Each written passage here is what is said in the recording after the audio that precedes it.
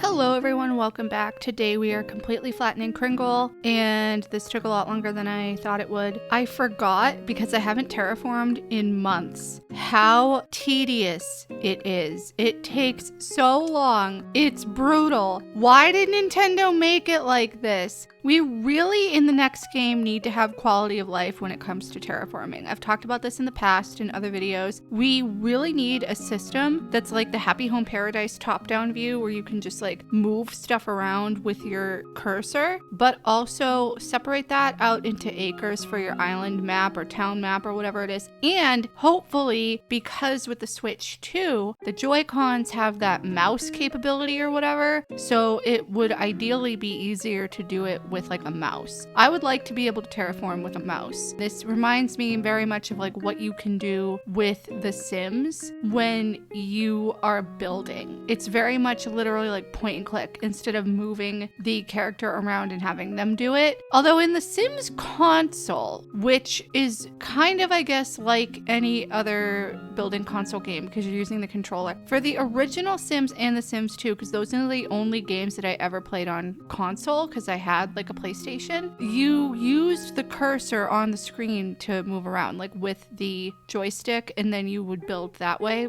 by controlling the cursor with your controller. Sometimes with the mouse, I guess you can get more finite movements and stuff, but also it depends because sometimes you can do that with the controller as well. I think it really just depends on the game. Anyway, I had no energy in me after doing this to start rebuilding. I think I've mentioned this before too. I don't know what the layout is going to look like here at all. I haven't really put much thought into it. I figure that that's an issue for the next time that we visit this island, whenever that will be. We are also still perpetually on December 16th in this game. So at this point, the plot has been sold to Hans. I mentioned this in my previous video where I redid Elise's house on Fawn because Elise was in the campsite and she kicked out Hans on the first try. And because of that, I took my second account, went to Fawn, got Hans, he bought my 10th plot or whatever, and now we have 10 villagers on Kringle. On the same day, I think it was like Walker or somebody had asked to move. And I said no, obviously. I could have just quit the game without saving. That would have reset the bubble to a different person the next day. But I didn't want to deal with all that at the time. And I'm kind of trying to like go day by day as I play through this island. Once we kind of get things built up a bit more here, then we can focus more on villagers and stuff. Because pretty much everybody's houses right now are on the beaches. The only stuff that's not on the beach is like the museum and the shop because they can't fit, which is aggravating to me, but whatever. So we're gonna do that. The next time we open up this game too, we should have the roost all set because we did find Brewster in the last time that we played Kringle. We started Happy Home Paradise, which I have to get back to on this island, and we found Brewster, meaning that the next day in the game, we will not only have the roost unlocked, but we will also be able to like continue the storyline with Happy Home Paradise. I'm not showing you guys any of the Happy Home Paradise stuff. It's literally just me putting down the 3 required items, telling Nico I'm done, going through the montage, and leaving. It's really nothing because I'm trying to speedrun it so I can design houses on this island. So far, we've done 6 out of 30 vacation homes on this island for Happy Home Paradise. And you know what's even more annoying? Whenever I delete Kringle and we do a new theme in the future or whatever, I'm gonna have to go through all of that again. I wish that I didn't have to, but that is how this game works. And I mean, I guess it makes sense. That is one of the pitfalls of restarting completely versus like just flattening and rebuilding. But it is what it is. In other news, we got a big snowstorm recently. It is the end of February when I'm sitting down to record this, and it will be like the actual last day of February when this video comes out in 2025. Last week, we got a big snowstorm. And when I say big, it was 12 inches, about a foot of snow. I'm in Southern Virginia. That is a lot of snow for Southern Virginia. And because of that, everything shut down for several days. Like literally everything. Even the military base was closed to like the civilian employees. Like everything was shut down because they don't have the resources to plow everywhere. So what they'll do here is like they'll plow and salt the big multi-lane roads, and then the roads that like kind of go off of that, like that are also main roads where people drive, but they do not come into any neighborhoods. So my parents' house is in a cul-de-sac. I think I mentioned this before. Even though my father shoveled the driveway, there was still a foot of a blanket of snow between our driveway and the whole entire like development to get out onto the main road of the city. Not that we really had anywhere to go, but growing up in Massachusetts where things are like complete polar opposite, like there are plows working through the day and night, if that were the case up there and we got this storm, I'm pretty sure that what would have happened was, because it started Wednesday afternoon and went like pretty much all day Thursday, school would have probably had an early dismissal Wednesday. They would have canceled like all after school activities or whatever. Thursday would have been most likely either a delay or a complete snow day. And then they would have been back to business as usual on Friday for like school and for work, like people who have to go to their offices and places of work in person. But here, everything was still closed on Friday. We didn't even get mail for 3 days because of all of this, which was another bizarre thing because like we did get UPS packages delivered, but the post office didn't come. It was weird. I don't know why, but whatever. It is what it is. The snow is melted now. Yesterday and today it was 70 degrees and I'm suffering. I don't know if I mentioned this before, but I have like bad seasonal allergies to the point where like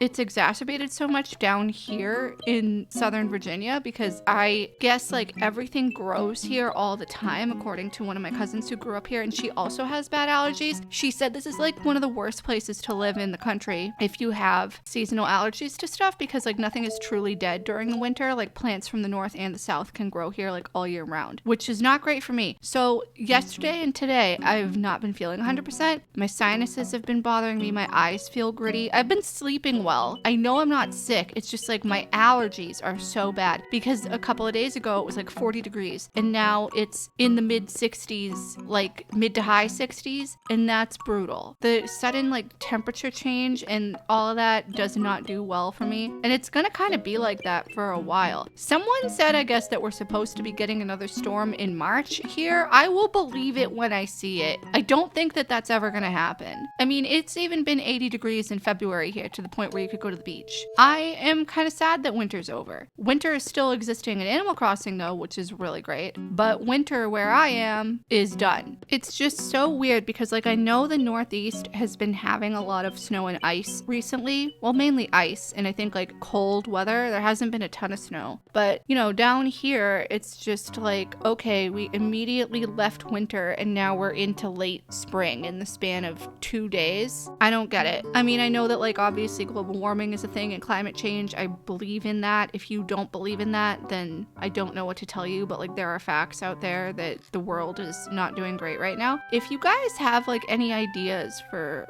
like spots that I can do for this island, I do want to tour Winter Dream Addresses. I talked about that in a previous video. I do have that marked on my content calendar. Maybe I'll do that at some point in the future. It's in place for like the first week of March. I don't know if I'm going to keep it where it is though. We'll have to see, so stay tuned, but it is going to be a thing that happens. I'm looking forward to touring some Winter Dream Addresses though. I've seen some like on Instagram and stuff. I'm sure that there are some nice ones out there. I just have to like get a list. I want to tour like 3 to 5 in one video, and when I say tour, I don't want to like go through the whole entire thing. I want to kind of just hit the highlights because that would be an incredibly long video. So let me know down below too if you have any dream addresses that you know of that are like wintry, not Christmassy necessarily, but wintry, that I should visit, because I am always up for new ideas and more resources than the things that I am able to find online. Anyway, I hope you guys are doing well, but with that, I am done here. We have flattened the whole island. Thank you so much for watching. I really hope you enjoyed this video. Please leave any comments, feedback, and suggestions down below, and subscribe if you haven't already, and I will see you in the next one.